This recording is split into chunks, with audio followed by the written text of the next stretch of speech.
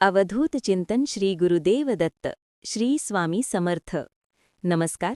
तुम्हा सर्वांचं आपल्या चॅनलमध्ये मनापासून स्वागत आहे.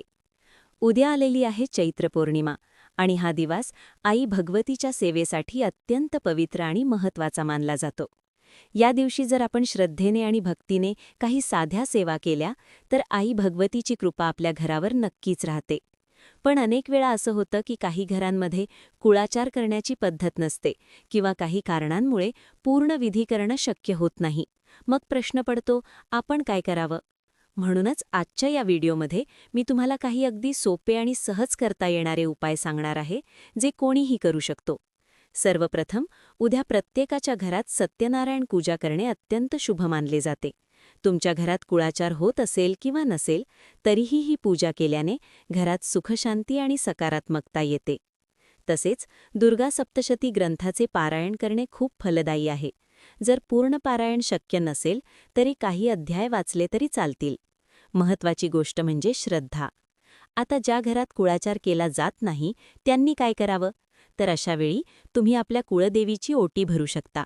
एखाद्या कुमारिका मुलीला किंवा सवाष्णी स्त्रीला घरी बोलवा, तिचा मानसन्मान करा आणि तिला थोडंसं दूध किंवा प्रसाद द्या. ही सेवा केल्याने आई भगवती अत्यंत प्रसन्न होते. सकाळी उठल्यावर आपल्या घराच्या उंबऱ्यावर हळदीचे लेपन करावे. यामुळे घरात सकारात्मक ऊर्जा निर्माण होते. तसेच आई भगवतीला 11 लवंगांची माळ अर्पण करणे खूप शुभ मानले जाते. ही माळ तयार करताना प्रत्येक लवंग श्रद्धेने ओवावी आणि देवीला अर्पण करावी. दिवसभरात किंवा विशेषतः संध्याकाळच्या वेळी आपण कापूर आणि 2 लवंगा जाळून देवीचे नाव घ्यावे. यावेळी तुम्ही हा मंत्रजप करू शकता. ओम ऐं ह्रीं क्लीं चामुंडाये विच्चै. हा मंत्र अत्यंत शक्तिशाली आहे आणि यामुळे घरातील नकारात्मकता दूर होते. तसेच उद्या सिद्धकुंजिका स्तोत्र आणि महालक्ष्मी अष्टकाचे पठण केल्यास आई भगवतीची विशेष कृपा प्राप्त होते.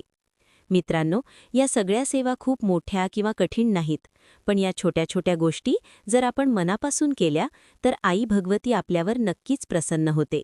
आपल्या जीवनातील अडचणी, संकटे आणि त्रास कमी होतात आणि घरात सुखशांती आणि आनंद वाढतो. शेवटी मी आई भगवतीच्या चरणी ही प्रार्थना करते की तुमच्या सर्वांच्या जीवनात सुख, शांती आणि समृद्धी नांदो. जर तुम्हाला हा व्हिडिओ आवडला असेल तर लाईक करा, शेअर करा आणि आपल्या चॅनलला सबस्क्राईब करायला विसरू नका.